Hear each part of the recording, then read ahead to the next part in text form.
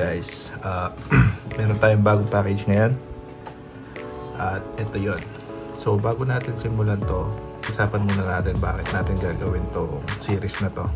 So recently nagbando kami kasama ang mga pilots ng Pampanga, and ayun, yung Nazgul natin, Nazgul 5V3 natin ay nag-crash. So ito na lang ang natitira sa kanya sa frame.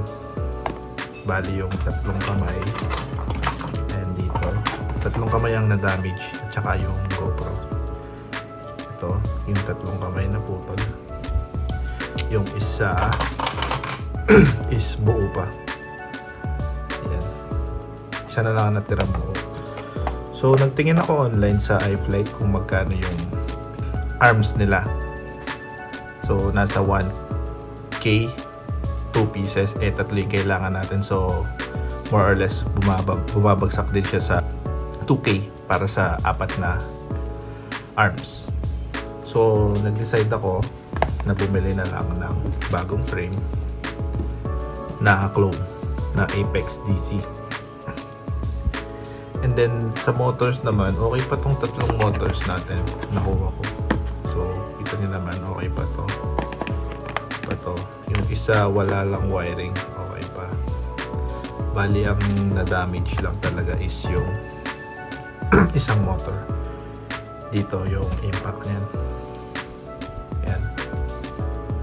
So yun, hindi na siya, halos hindi na maikot to. Baka yung housing lang yung sira or ano. Pero nag-order tayo ng isang set ng motors para makapag-try din tayo ng bagong motor. So ngayong ililipat natin yung components nitong nasa Nazgul, yung stock, VTX, yung RX, antenna, tsaka yung camera sa bagong frame, which is itong Apex. Open natin siya. This reminder lang, clone lang to. So ang pinili kong kulay is gray. Price nito ilalagay ko na lang ito, right? So gray. Then meron din siyang strap 20x200mm. Ito yung mga standoff screws, maraming screws. And then meron din siyang yung sa anuhan ng battery para hindi mag-slide. Nakalimutan ko yung term. And yung frame, mga carbon parts. Yan. And last is manual. Chinese siya. So first time ko lang din magkaroon ng frame na ganito, and tingnan natin saan aabot. Na-unpack ko na lahat ng screws at saka ng mga carbon parts. Ngayon ipe-prepare natin paano ang orientation ng mga ito. Ang alam ko, merong dalawang 6-inch arm at dalawang 5 bottom. Ito ang top plate. Ito sa camera.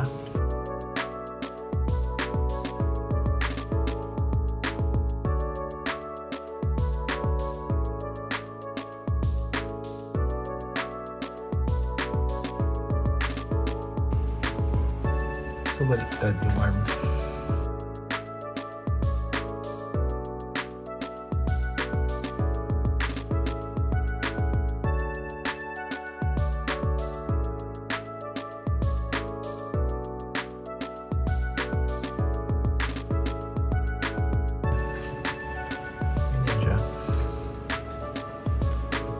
Ba?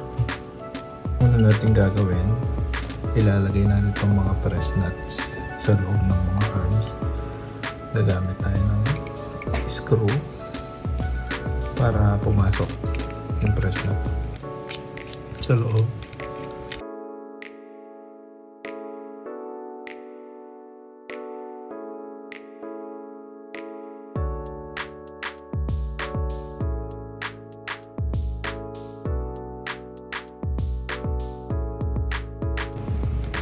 Is ito, lalagyan natin ng apat na screw, tsaka apat na dito.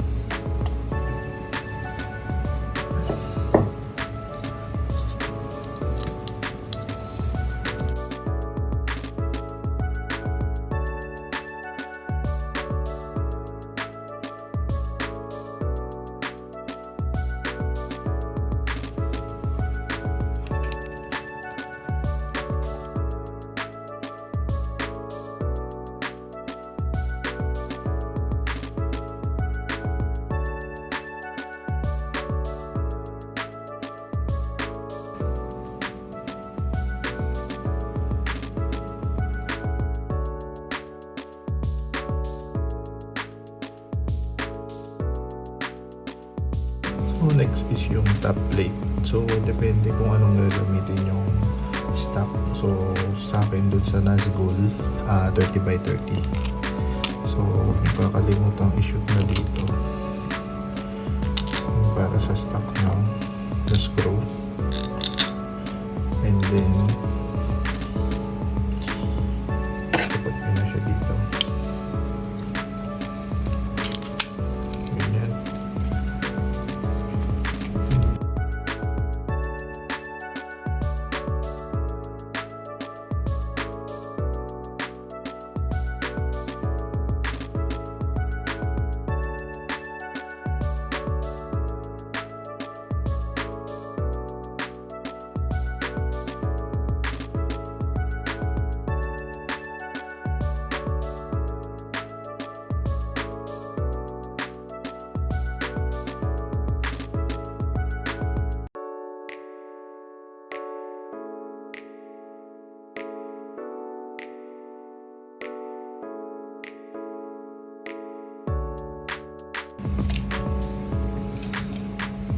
Saktong kumagat ito.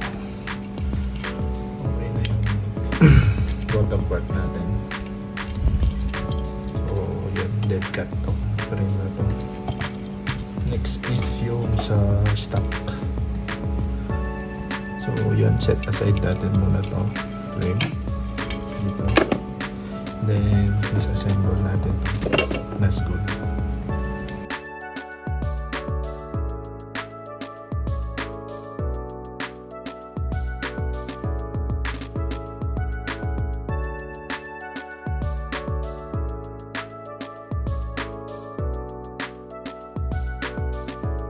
So, nakaluwag na to. Alam ko, maalis ko to sa daliri.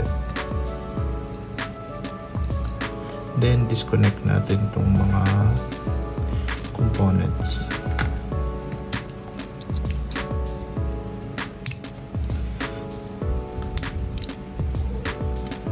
Next is yung receiver. Yan. Sa kabila.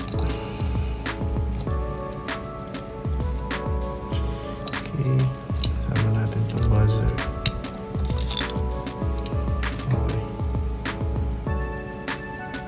Ayun. Gagamitin natin itong mga gamis dito.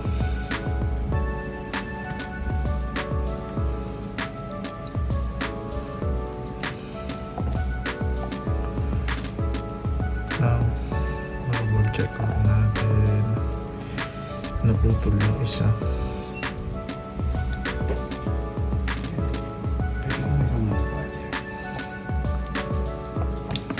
Yan, naalis na natin yung stock. Dito. Lock muna natin ito. So yun guys, sorry medyo nag-skip tayo dahil marami tayong hiccups na nadaanan. Ibigyan ko na lang kayo ng run through paano natin siya nabuo. So yung stock natin, ito. Mag-start tayo sa stock. Kung mapapansin nyo, yung capacitor nitong ESC natin nakataas. Kasi pag binalik pag yung orientation niya kamukha nung sa Nazgul, nakababa kasi yun. Hindi kakasya yung capacitor. So binaliktad ko siya. Then after nun is niresolder ko yung cable XT60 na pagilid, and then naka-zip tie to. Naka-zip tie tong negative sa post, then zip tie dito para hindi tumama sa propeller pag nag-eject kunyari yung yung battery pag nag-crash. Huwag naman sana. And then, yun nga, since nakaharang yung capacitor natin, walang, hindi magagamit yung plug para sa RX natin. So, ginawa ko, sinolder ko siya na doon sa pads mismo, direct. Then, yung VTX, ganun pa rin. Doon pa rin sa, na yun, sa camera, wala din ako naging problema. Then yung buzzer nandun, kung makikita nyo, naka zip tie lang yan. Zoom natin. Ayan, naka zip tie siya sa ilalim. Pag binaliktad natin, ayan, may zip tie para doon sa buzzer. Then yung camera, okay din. Then next is ginamit ko yung TPU nung stock para sa RX at saka doon sa adapter ng SMA para sa antenna. So kinuha ko na rin din yung bumper ng harap para mag-blend yung accent ng quad. And then next, kung mapapansin nyo yung BTX natin, yung position niya medyo 50-50 nasa ilalim dahil yung stock VTX natin sa Nazgul is 30x30, which is yung kayang i-accommodate nitong specific frame na to is 20x20 lang. So hindi siya kasya sa loob. So nilagyan ko siya ng yung spare nung sa battery para hindi mag-slip. Nilagay ko doon sa ilalim para for safety din. Then ginamit ko yung TPU kasama doon para dito sa antenna nung ELRS natin. So yep, basically buo na siya. And yan, na-resolve naman yung mga issues natin. Wait na lang tayo sa motors. So yun guys, buo na siya. Okay. So, nilagay ko lang yung motor na nag-crash para makita kung hindi katama yung props sa body or yung parehong props. Okay.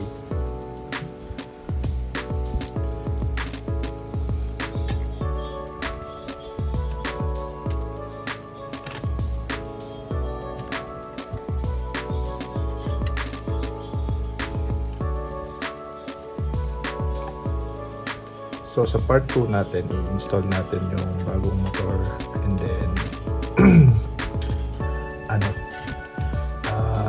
test flight. Okay.